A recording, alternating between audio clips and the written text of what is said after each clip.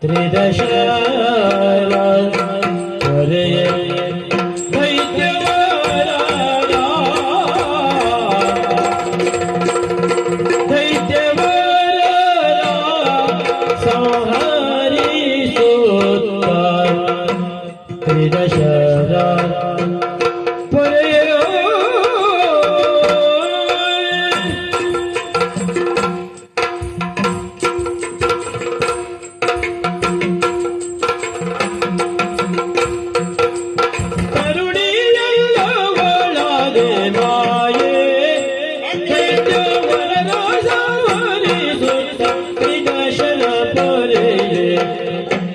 ಆದಿಮಾಯೇ ಆದಿಮಾಯೋ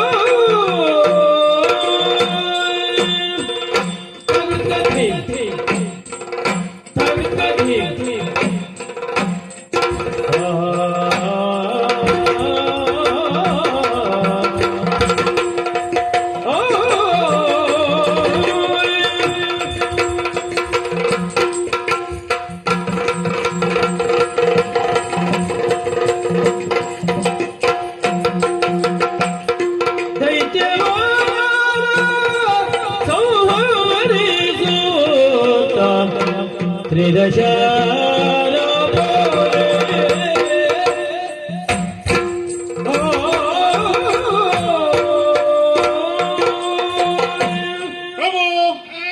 ಕದಂಬವನದಲ್ಲಿ ನೆಲೆಸಿರುವವಳು ಹೆಣ್ಣನ್ನ ತೀರ್ಮಾನಕ್ಕೆ ಬರುವ ಮುಂಚೆ ಘಟಿಸಿ ಹೋದ ಘಟನಾವಳಿಗಳನ್ನೊಮ್ಮೆ ನೋಡಬೇಕು. ಏನಪ್ಪ ಪ್ರಭು, ಕದಂಬವನವನ್ನ ಈ ಹಿಂದೆಗೂ ನಾವು ನೋಡಿದರಿದ್ದೇವೆ. ನಡು ಮಧ್ಯಾಹ್ನದ ಸಮಯದಲ್ಲಿ ಸೂರ್ಯರಶ್ಮಿಯು ಒಳಪ್ರವೇಶಿಸುವಂತ ಕಗ್ಗತಲೆಯ ಕಾಡುವ ಕದಂಬಾವನ ನಮ್ಮಂತ ಪುರುಷಾರ್ಥಿಗಳೇ ಒಳ ಹೋಗಲಾದಷ್ಟು ಭಯಭೀತವಾದಂತ ವಾತಾವರಣ. ಅಂತ ಕದಂಬಾವನದಲ್ಲಿ ಹೆಣ್ಣೋರ್ವಳು ವಾಸಿಸುತ್ತಿದ್ದಾಳೆ ಎಂದರೆ ಅದು ನಂಬಲ ಸಾಧ್ಯ. ಆದರೆ ನಮ್ಮ ಮನೆಯಾದಂತ ಸುಗ್ರೀವನು ನೋಡಿ ಬಂದ ಮೇಲೆ ನಂಬಲೇಬೇಕಾದಂತ ಅನಿವಾರ್ಯತೆ ನಮಗಾಯಿತು. ಪ್ರಭು, ಸುಗ್ರೀವನಲ್ಲಿ ಆದಂತ ಬದಲಾವಣೆಯನ್ನು ಗಮನಿಸಿದ್ದೀರಾ? ನಮ್ಮ ಆಳಾಗಿ ಸಂಧಾನಕ್ಕಾಗಿ ಹೋದಂತ ಸುಗ್ರೀವ ಹಿಂತಿರುಗಿ ಬರುವಾಗ ಅವಳ ಆಳಾಗಿ ಅವಳ ಸಂದೇಶವನ್ನ ತಂದ. ಅಷ್ಟೇ ಅಲ್ಲ, ಸುಗ್ರೀವನನ್ನು ಒಮ್ಮೆ ಕೊಂದಳು, ಮತ್ತೆ ಅವನಿಗೆ ಪುನರ್ಜನ್ಮವನ್ನ ನೀಡಿದಳು, ಮತ್ತೆ ಅವಳ ಸಂದೇಶವನ್ನ ಶೋಣಿತಕ್ಕೆ ರವಾನಿಸಿದಳು. ಹಾಗಾದರೆ ಸೃಷ್ಟಿ ಲಯ ಪಾಲನೆಗೆ ತ್ರಿಮೂರ್ತಿಗಳು ನಿಯೋಜನೆಗೊಂಡಿರುವಂತಹ ಈ ಕಾಲದಲ್ಲಿ ಈ ಮೂರು ಕೆಲಸವನ್ನ ಅವಳು ಓರ್ವಳೆ ಮಾಡುತ್ತಿದ್ದಾಳೆಂದರೆ ಅವಳು ಸಾಮಾನ್ಯ ಹೆಣ್ಣಲ್ಲ ಪ್ರಭು. ನಮಗೆ ವರ ಕೊಟ್ಟವನು ಬ್ರಹ್ಮ, ಆ ಬ್ರಹ್ಮನಿಗೆ ಅವಳು ಅಮ್ಮ ಎನ್ನುವುದರಲ್ಲಿ ಅನುಮಾನವಿಲ್ಲ. ಚಂಡಮಾರುತಂತ ಶಕ್ತಿಯುಳ್ಳ ಚಂಡಮಂಡರು ಹೇಳಿ ಹೆಸರಿಲ್ಲದೆ ಹೋದರು. ತನ್ನ ಒಡಲಲ್ಲಿ ಬೆಂಕಿಯ ಉಂಡೆಯನ್ನೇ ಇಟ್ಟು ಹೋಗುತ್ತಿದ್ದಂತ ಧೂಮ್ರಾಕ್ಷ ಆ ಹೆಣ್ಣಿನ ಕಣ್ಣಿನ ತೀಕ್ಷ್ಣತೆಗೆ ಸುಟ್ಟು ಕರಕಲಾಗಿ ಹೋದ. ಹಾಗಾದರೆ ಗಾಳಿಯಿಂದ ತೂರಲ್ಪಡುವವಳಲ್ಲ, ನೀರಿನಿಂದ ನೆಲಲ್ಪಡುವವಳಲ್ಲ, ಆಕಾಶಕ್ಕೆ ತೊಟ್ಟಿಲನ್ನು ಕಟ್ಟಿಕೊಂಡಿದ್ದಾಳೆ. ಈ ಭೂಮಿಯೇ ಆ ತೊಟ್ಟಿಲನ್ನ ತೂಗುತ್ತಾ ಇದೆ. ಆಕಾಶ, ಭೂಮಿ, ನೆಲ, ಜಲ ಎನ್ನುವ ಪಂಚಭೂತಗಳೇ ಅವಳ ಆಜ್ಞೆಯನ್ನ ಪಾಲಿಸುತ್ತಿದೆ ಎಂತಾದರೆ ಅವಳು ಸೃಷ್ಟಿಗೆ ಮೀರಿದವಳು ಎಂಬರ್ಥ. ಪ್ರಭು, ಅವಳು ಕೇವಲ ಹೆಣ್ಣಲ್ಲ, ಅವಳೇ ಆದಿಮಾಯೆ. ಈ ಆದಿಮಾಯೆಯು ಕದಂಬಾವನದಲ್ಲಿ ಹಾಕಿದ್ದಾಳೆಂಬ ಅನುಮಾನ ನಿಮ್ಮನ್ನ ಕಾಡಬಹುದು. ಕಾರಣ ಉಂಟು. ಅಯ್ಯೋ ನಿಜ ಎಂದು ಮರಣ ಎನ್ನುವ ವರಬಲಾನಿತರಾದಂತ ಮಾಲಿನಿ ಸುತ ಮಹಿಷಾಸುರ ದೇವಗದ್ದುಗೆ ಆಸೆಯಿಂದ ದೇವಲೋಕಕ್ಕೆ ಮುಚ್ಚಿಗೆಯನ್ನ ಇಡ್ತಾನೆ. ಮಹಿಷಾಸುರನ ಆರ್ಭಟಕ್ಕೆ ಭಯಭೀತರಾದಂತ ಮೂರು ಮುಕ್ಕೋಟಿ ದೇವತೆಗಳು ಮಹಿಷಾಸುರ ಸಂಹಾರಕ್ಕಾಗಿ ಮೂರು ಮೂರ್ತಿಗಳಲ್ಲಿ ಹೋಗಿ ಬೇಡಿಕೊಳ್ತಾರೆ.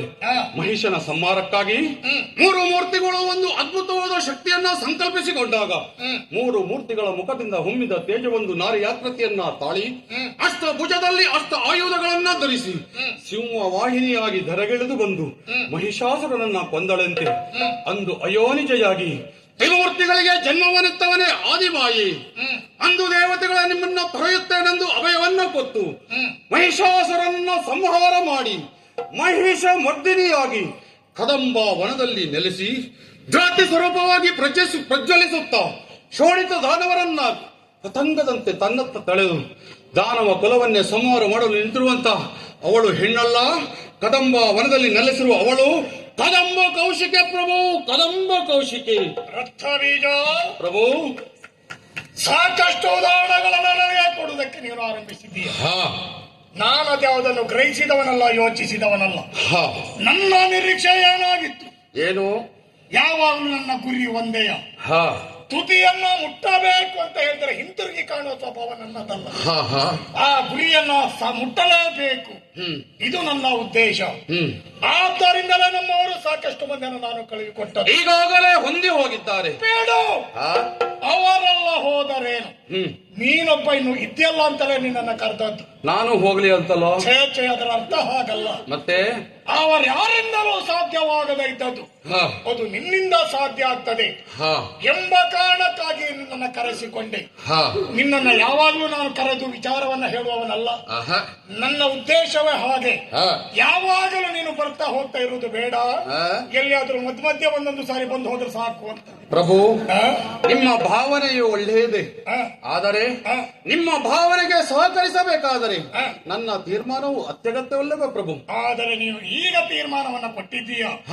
ನಾನು ಎನಿಸಿದ್ದವಳು ನನ್ನವಳಾಗಬೇಕು. ನೀನು ಹೇಳುವುದು ಗ್ರಹಿಸಿದರೆ ತರುವುದಕ್ಕೆ ಸಾಧ್ಯವಿಲ್ಲ. ಹಾಗಾದರೆ ನಾನು ಮತ್ತೆ ಮಾಡಬೇಕಾದದ್ದು ಏನು ಪ್ರಭು? ಓ ಅಸುರಪತಿ, ಅಸುರಪತಿ ಕೇಳಿದ್ದು, ಅಸುರಪತಿ ಕೇಳಿದ್ದು, ಸಮರಕ್ಕೆ ಮನವ ಮಾಡದೆ, ನೀವು ಸಮರಕ್ಕೆ ಮನವ ಮಾಡದೆ, ಪ್ರಭು ಶ್ರೀದೇವಿ ಚರಣವ ನೆನೆಯುತ್ತಾಗೆಯ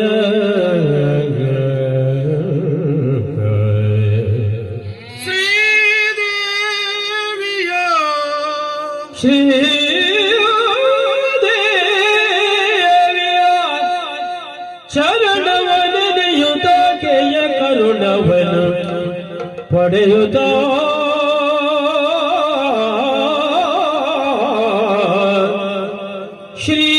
ಶ್ರೀದೇವಿಯ ಚರಣವನೆನೆಯುತ್ತಾಕೆಯ ಕರುಣವನ ಪಡೆಯುತ್ತಾ ಜಗತ್ತಿನಲ್ಲಿ ಅನುಭವಿಸುವುದು ಸಕಲ ಸುಖ ಭೋಗವನ್ನು.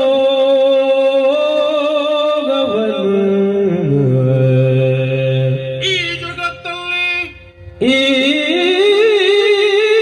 ಜಗತ್ತಿನಲ್ಲಿ ಅನುಭವಿಸುವುದು ಸಕಲ ಸುಖ ಭೋಗವನು.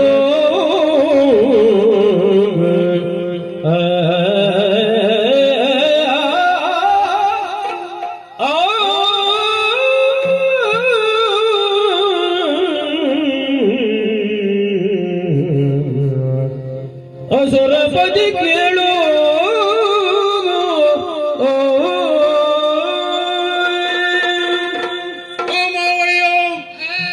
ನಿಮ್ಮ ಮನೆಯ ಉತ್ಪನ್ನವನ್ನು ತಿಂದು ಋಣ ತೀರಿಸುವುದಕ್ಕೋಸ್ಕರ ಪದವಿಯಾಗಿ ನಿಮಗೊಂದು ನೀತಿಯ ಮಾತನ್ನ ಹೇಳುತ್ತೇನೆ, ತಪ್ಪಾಗಿ ಗ್ರಹಿಸಬಾರದು ಪ್ರಭು.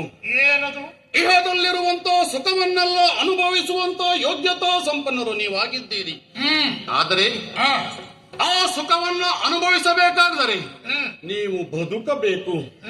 ನೀವು ಬದುಕಬೇಕೆಂದಾದರೆ ಒಂದು ಕೆಲಸವನ್ನ ಮಾಡಬೇಕು ಪ್ರಭು. ಏನಪ್ಪ ಅದು? ಶೋಣಿತದ ಸಾಮ್ರಾಟನಾಗಿ ಶ್ರೀದೇವಿಯ ಕೈಯನ್ನ ಹಿಡಿಯುತ್ತೇನೆಂದು ಪಣದಿಂದ ಹಿಂದೆ ಬಂದು ಅವಳ ಕಾಲನ್ನ ಹಿಡಿದರಾದರೆ ಬದುಕುವುದಕ್ಕೆ ಅವಕಾಶ ಉಂಟು ಪ್ರಭು, ಬದುಕುವುದಕ್ಕೆ ಅವಕಾಶ ಉಂಟು. ತುಟ ಚಲವನ ಬಿಟ್ಟರೆ, ತುಟ ಚಲವನ ಬಿಟ್ಟರೆ ಜಗದಿ ಕೈ ತಟ್ಟುತ್ತ ಜಗದಿರಲಿ, ಕೈ ತಟ್ಟುತ್ತ ಜಗದಿರಲಿ. ಹುಟ್ಟಿದ ಜೀವಿಗೆ ದಿಟ್ಟ ಮರಣವನ್ನು ತಟ್ಟುವುದೇ ದಿಟವು. ಹೋಗಲಿ, ಎಲ್ಲ ಹೋಗಲಿ. ಯಾಕೆ ಪ್ರಭು? ಹೋದವರ ಕಡೆಗೆ ನಾನು ಲಕ್ಷ್ಯವನ್ನು ಹರಿಸಿದವನಲ್ಲ, ಇದ್ದವರ ಕಡೆಗೆ ನಾನು ಯೋಚನೆ ಮಾಡುವುದಕ್ಕೆ ಹೊರಟವ. ನಿನ್ನ ಬಗ್ಗೆ ಘನವಾದ ಭರವಸೆ ನಾನು ಇರಿಸಿಕೊಂಡಿದ್ದೇನೆ. ಸರಿ, ನನ್ನ ಕೀರ್ತಿಯನ್ನ ಉಳಿಸುತ್ತೀಯ ನೀನು ಎನ್ನುವ ಘನ ಧೈರ್ಯವನ್ನ ಹೊತ್ತು ನಿನ್ನನ್ನು ಕರೆದು ನಾನು ಬೋಧಿಸಿದರೆ ನನಗೆ ಬೋಧನೆ ಮಾಡುವುದಕ್ಕೆ ಆರಂಭಿಸಿದೆಯೋ? ರಕ್ತ ಬೀಜ ಅವಯ ಇಲ್ಲಿ ಸಂಬಂಧ ಅಲ್ಲ, ವ್ಯವಹಾರ ಇದು. ಸಂಬಂಧದಲ್ಲಿ ನಾನು ನಿನಗೆ ಮಾವ, ನೀನು ನನಗೆ ಅಳಿಯ. ಆದರೆ ಈಗ ನಾನು ಕರೆದು ಹೇಳುತ್ತಿದ್ದ ಜಾಗ ಯಾವುದು? ಯಾವುದು? ಅಧಿಕಾರವಾಣಿಯಿಂದ. ಸರಿ. ಅರಸ ನಾನು, ಸೇನಾಪತಿ ನೀನು. ನಾನು ಹೇಳುವವ, ನೀನು ಮಾಡತಕ್ಕವ. ನಾನು ಹೇಳಿದಂತೆ ನೀನು ಮಾಡಬೇಕಾಗಿತ್ತು. ಅದರ ಬದಲು ನನಗೆ ನೀನು ಬೋಧನೆ ಮಾಡುವುದಕ್ಕೆ ಹೊರಟಿದ್ದಂತಾದ್ರೆ ಇದರ ಅರ್ಥ ಏನು? ಸುಮ್ಮನನ್ನ ದಾರಿ ತಪ್ಪಿಸಬೇಕು, ಇದು ನಿನ್ನ ಉದ್ದೇಶ ಅಲ್ವೋ? ನನ್ನ ರಕ್ತದಲ್ಲಿ ಹರಿಯುತ್ತಿರುವ ಕುಳ ಏನು ಅಂತ ನಿನಗೂ ಚೆನ್ನಾಗಿ ಗೊತ್ತಿದೆ. ತೊಟ್ಟ ಚಾಲವನ್ನ ಇಷ್ಟರವರೆಗೆ ಬಿಟ್ಟು ಬದುಕಿದವನಲ್ಲ ನಾನು. ಈಗ ಏನಾದ್ರು ಹಾಗಾಯಿತು ಅಂತಾದರೆ ಇವರೆಲ್ಲವರು ಕೈ ತಟ್ಟಿ ನಗಾಡುವ ಪರಿಸ್ಥಿತಿ ಬರ್ಲಿಕ್ಕಿಲ್ವೇನು? ಸುಮ್ಮನೊಬ್ಬ ಹೇಳಿ ಅಂತ ಆದೀತು. ಗೊತ್ತಾಯಿತು ನನಗೆ. ಹೋದವರೊಬ್ಬರು ಬರಲಿಲ್ಲ, ಎಲ್ಲವರು ಅಳೆದಿದ್ದಾರೆ. ನೀನು ಕೂಡ ಹೋದರೆ ನಿನ್ನ ಸ್ಥಿತಿಗತಿ ಅದೇ ಆದೀತು ಎನ್ನುವಂತ ಭಯ ಎನ್ನುವುದು ನನಗೆ ಅರ್ಥವಾಗುತ್ತಾ ಇದೆ. ನಿನ್ನಂತವರು ಈ ಶೋಣಿತದಲ್ಲಿ ಇರುವುದಕ್ಕೆ ಹೇಳಿಸಿದವರಲ್ಲ. ಹೋಗು, ಅವಳು ಮಹಾ ಅಂತ ಅನ್ನಿಸಿಕೊಂಡದ್ದೇ ಇದ್ದರೆ ನಿನ್ನ ಅಗತ್ಯ ನನಗಿಲ್ಲ. ನಾನು ಹೋಗ್ತೇನೆ, ಅವಳನ್ನು ತರ್ತೇನೆ, ಮದುವೆ ಆಗ್ತೇನೆ. ನೀನು ಅವಳ ಕಾಲಡಿ ಬಿದ್ದು ಸಾಯ್ ಹೋಗುತ್ತೇನೆ.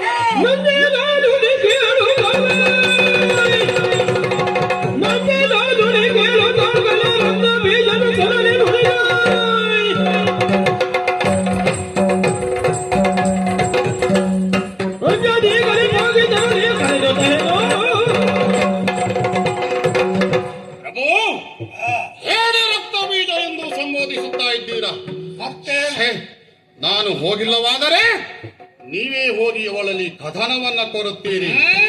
ಪರಿಸ್ಥಿತಿ ಏನೆಂಬುದು ನನಗೆ ಅರ್ಥವಾಗಿದೆ ಪ್ರಭು.